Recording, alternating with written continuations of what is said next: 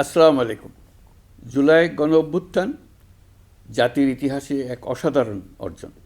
এটি অপ্রত্যাশিতভাবে জাতির জীবনে গণতন্ত্র, ন্যায় বিচার ও মানুষের অধিকার প্রতিষ্ঠার সুযোগ এনে দিয়েছে।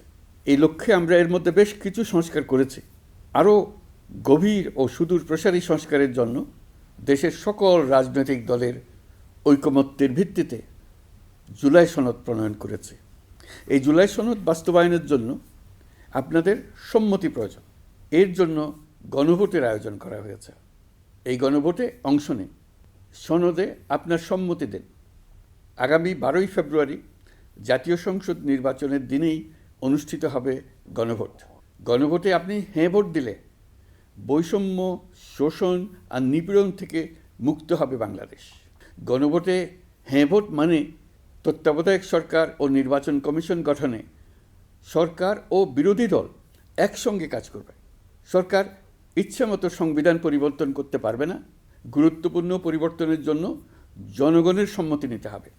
এতে আরও বলা আছে, বিরোধী দল থেকে ডেপুটি স্পিকার ও সংসদের গুরুত্বপূর্ণ কমিটির সভাপতিরা নির্বাচিত হবেন। একজন ব্যক্তি সর্বোচ্চ 10 বছরের বেশি প্রধানমন্ত্রী থাকতে পারবেন না। বিচার ব্যবস্থা স্বাধীনভাবে কাজ করবে। সংসদে নারীদের প্রতিনিধিত্ব বাড়বে। ক্ষমতার ভারসাম্য রক্ষায় পার্লামেন্টে একটি উচ্চ কক্ষ গঠিত হবে। আপনার মৌলিক অধিকার আরও সুরক্ষিত হবে।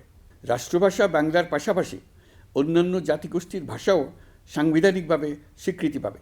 দণ্ডপ্রাপ্ত অপরাধীকে রাষ্ট্রপতি ইচ্ছামতো ক্ষমা করতে পারবেন না।